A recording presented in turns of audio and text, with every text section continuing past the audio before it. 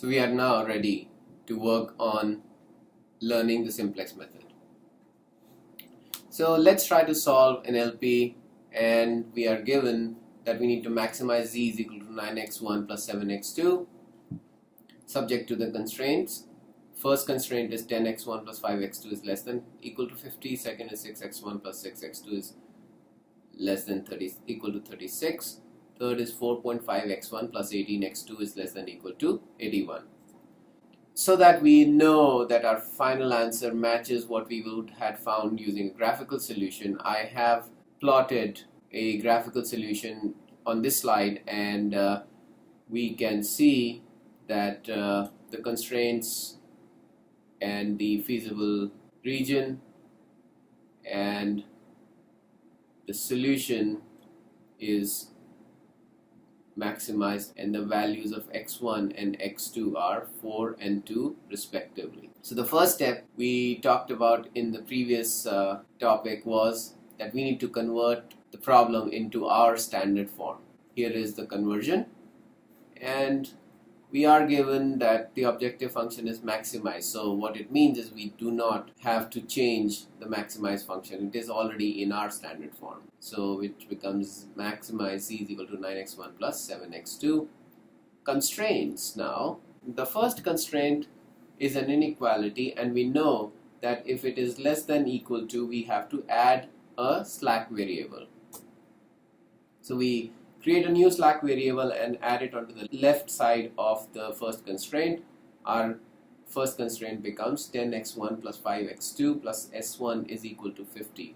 The second constraint also needs a slack variable. Since it is less than equal to sign of inequality, we get 6x1 plus 6x2 plus s2 is equal to 36. The third one is 4.5 x1 plus 18x2 plus s3 is equal to 81. Of course, all x's and s1, s2 and s3 are greater than equal to 0. Now we take the first step. So similar to what we did in Gauss-Jordan elimination, what we are going to do is we are going to convert this standard form into a tabulo, and for the reference sake we will call this as tabulo 0. So when you do that, here is the matrix form in a tabulo. We have defined a header row, a title column which references the variables, and let's see how we have filled it. So in the first constraint there is no z variable, and the coefficient of z hence is 0. So I have in row 1 the coefficient of z is 0. The coefficient of x1 is 10. So I have coefficient of x1 as 10. The coefficient of x2 is 5. I have the coefficient of x2 as 5. The coefficient of s1 is 1. We have coefficient of s1 as 1. There is no s2 in row number 1. So there is coefficient 0. There is no s3 in row number 1. Coefficient is 0. And the right hand side value is 50. So I'll repeat this step for the constraint 2. There is no z variable, so the coefficient of z is 0. But for x1 the coefficient is 6. For x2 the coefficient is 6. The only other variable in this row is s2 with the coefficient 1, and the right hand side value is 36. Similarly for row 3 or the constraint 3, we have it 0, 4.5, 18, 0, 0, 1, 81. Now the last row is our objective function. So if we rewrite the objective function by bringing the variables and their coefficients on the left, we get z minus 9x1 minus 7x2 is equal to 0. So we will do the same steps we did. We will identify what is the coefficient of z. In the last row R4, the coefficient of z is 1. For coefficient of x1 it is minus 9, for x2 it is minus 7, and then no s1, no s2, no s3, and right hand side value is 0. So what we have essentially done in converting the standard form to the tabulo 0 is took row 1, row 2, row 3 in this case from the constraints and built a matrix form, and then the last row of this tabular is built using the objective function. Now let's go ahead to next step. In this step, what we do is we convert to the canonical form, and we may have to perform an ERO if it is not, and ERO is the elementary row operations, and then we have to identify what is called as the basic variables. So let's look at this. In the previous lecture, we defined a canonical form is when each row has a basic variable. In simple word, that each row has a variable that has a value of 1 only in that row and 0 in all others. So we have S1 as one basic variable, we have S2 as the second basic variable, we have S3 as the third basic variable, and Z is a basic variable. All 4 rows that have at least one basic variable, and hence this tabular is in canonical form. In this particular case, the table was already in the canonical form. We add a new column and we identify the basic variables. So for R1, the basic variable is S1. For R2, the basic variable is S2. In R3, the basic variable is S3. And in R4, the basic variable is Z. So now we will check for optimality has been attained or not, and we can do that by looking at the last row or the row corresponding to the objective function. If any value is less than 0 in that row, that means optimality has not been attained. So we have moved the tabular 1 from the previous slide on to here. So we see that there is -9 and -7 as two negative variables for corresponding to x1 and x2 respectively.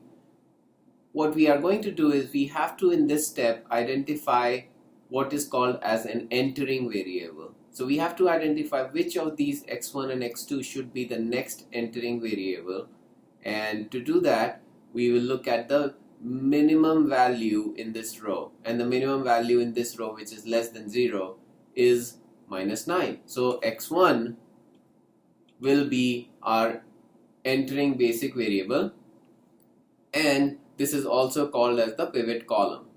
So the whole column x1 is now called as a pivot column for this operation.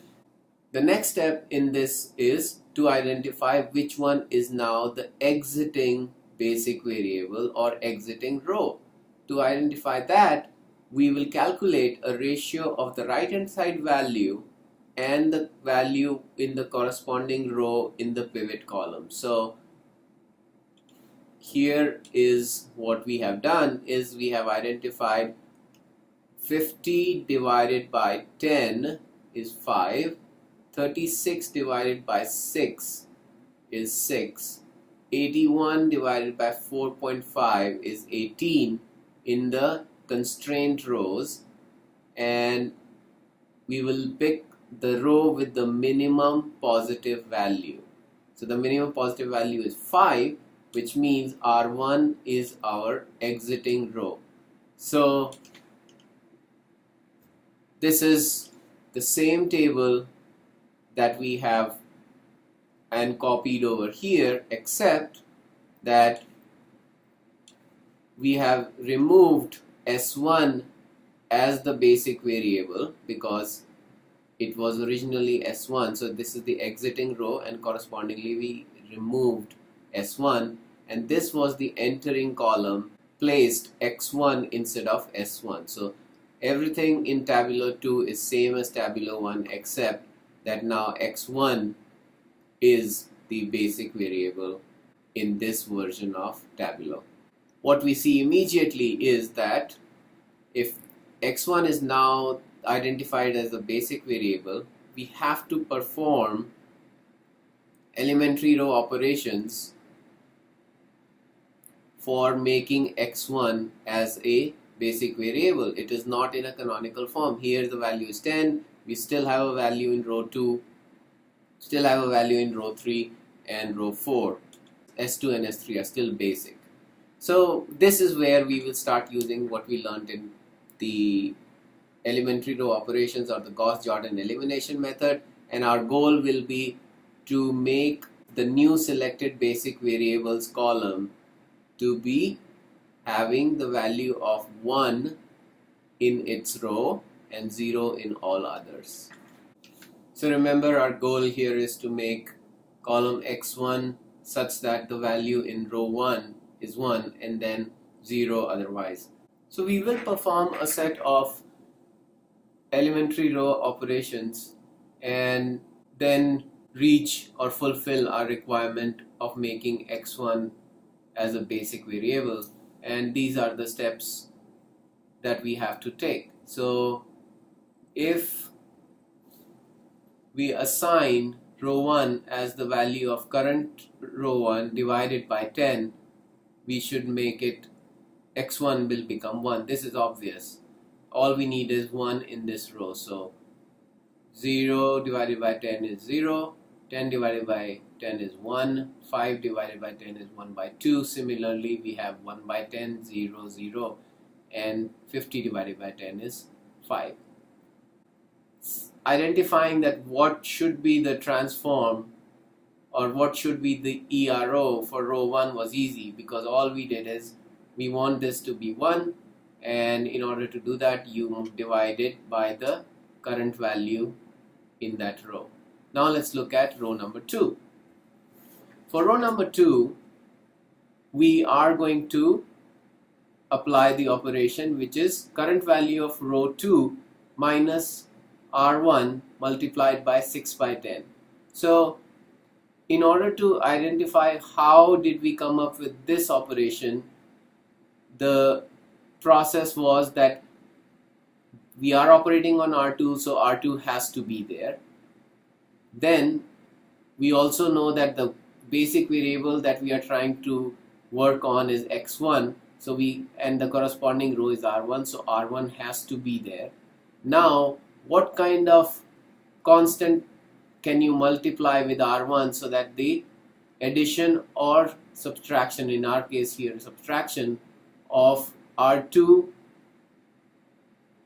and a constant multiplied by R1 results in 0, and that is 6 by 10. So if I multiply row 1 with 6 by 10 and subtract it from row 2, we will get a result of 0 in column x1. So that's what we get. If you do the math, you will find that these are the numbers. So I'll just pick up for column x1, it is 6 minus 10 multiplied by 6 by 10 is 0. And similarly, we get other values, and for the right hand side is also same as 36 minus 50 multiplied by 6 by 10, which is 6. Now let's go to the third row. Again, what we will see is that we will assign row 3 with its current value, and we will either add or subtract the row 1 multiplied by a constant, and we have to identify what is the constant in this case. What we want, so that can be identified by looking at the value of x1 in row 3 and row 1. You know that 4.5 divided by 10 multiplied by R1 minus R3 will result in 0 in column x1. And if you do the math on each of these cells, you will get the values as shown in row number 3. Now the last row, R4, method is still the same, so we are working on row 4. We will use row 4 and then we will either add or subtract the basic row, and the values of the constant that we use to multiply the basic row will depend upon the values in R4 and R1 in this case. So simple math will tell you that R4 plus R1 multiplied by 9 by 10 will give us 0 in x1 column and result in R column x1 to have 0 in all rows except R1. So if we apply this operation to the whole row, we get the values which are shown here. So for example, 1 plus 0 multiplied by 9 by 10 is still 1, and this of course will be 0 now, and similarly we get other values. So this tabular is now in canonical form, and now we will basically repeat the last two steps, and we will again check if optimality has been attained. If not, we have to replace a basic variable. Clearly we again see that there is still a negative number in the objective row, and we can select this column right away because there is no other negative, so otherwise we had to pick the smallest negative number. And this is now the new pivot column, and in order for us to identify the exiting row, we will do the ratio between the right hand side and the value of the corresponding pivot cell. So we have 5 for row 1 divided by 1 by 2 or 0.5 for the pivot cell, and we get 10. Similarly 6 divided by 3 is 2. Similarly 58.5 divided by 15.75 gives us 3.71. And to identify the exiting variable or exiting row, we pick up the smallest positive number, which is 2. So R2 will be the exiting row, and correspondingly x2 will be our new entering variable. So what we have done is that we have added the new basic variable x2 instead of the exiting variable s2. So what we did in two tabulars earlier, I have done it in a single tabular now, that I have identified the new basic variable x2, and if x2 becomes a basic variable, that means I need to modify this pivot column so that the pivot column becomes 1 in the selected row and 0 otherwise. So I want ultimately x2 to have value 1 in row number 2 and then 0 otherwise. So here is the set of operations. Again, we are working on row number 1 now, so the operation for row number 1 will have to involve row number 1, and since the new basic variable is in row number 2, we will be using row number 2 as the secondary row to perform the math on this one. And if we look at the coefficients in x2 for row 1 and 2, basic math will tell us that R1 minus R2 by 6 will give a value of 0 in the x2 cell for row 1. The operation on row 2 is simpler. We want that the new value of x2 is 1, so all we need to do is divide row 2 by the coefficient currently in this particular cell. So row 2 will be assigned the value of current row 2 and divided by 3. We get 0 divided by 3 is 0, 0 divided by 3 is again 0, 3 divided by 3 is 1, minus 3 by 5 divided by 3 is minus 1 by 5. Similarly, we get 1 by 3 here and 2 here. Row number 3 is again we are working on row number 3, so the operation has to be with R3, either plus or minus, and in this case the new basic variable is in R2, so it has to be with R2. And looking at the coefficient in R3 and R2, easy math will tell us that if we apply 15.75 divided by 3 multiplied by R2 and subtract it from R3, the value in x2 will be 0. And now we have applied this operation to each cell and the values are seen on the screen. The last one is again R4. So if we are working with row R4, we have to work on R4 on the right hand side as well.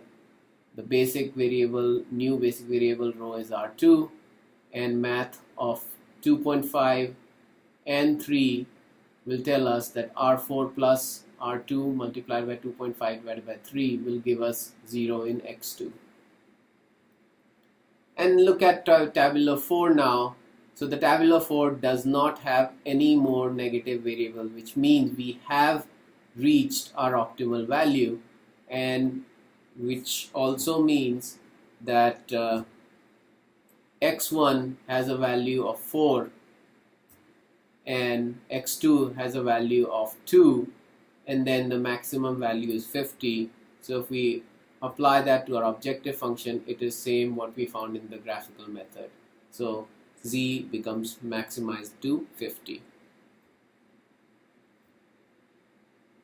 So now let's just wrap up with a flow of simplex algorithm, what we did. And so first step is we initialized with a corner point feasible solution. We check if the corner point feasible solution is optimal. If it is, we stop. Otherwise, we find a better corner point feasible solution and go to step number 2. So this is the flow essentially. And in detail, the steps in simplex algorithm are that we augment the original model with supplementary slack variables. So we convert it to our standard form and then convert it into the tabular form. Then we designate each variable as basic or non-basic, and the number of basic variables must equal to number of functional constraints. Then we find the optimal solution has reached or not if objective function row has no negative coefficient. If optimality has not reached, then we identify the entering basic variable with the pivot column. The pivot column is the column with the smallest negative coefficient in objective function row. We find the leaving basic variable, which is selected by the minimum ratio test. The ratio is calculated for each row and is between the right hand side value in the row and the coefficient of the entering basic variable. We perform the elementary row operation for a new basic variable and go to step 3.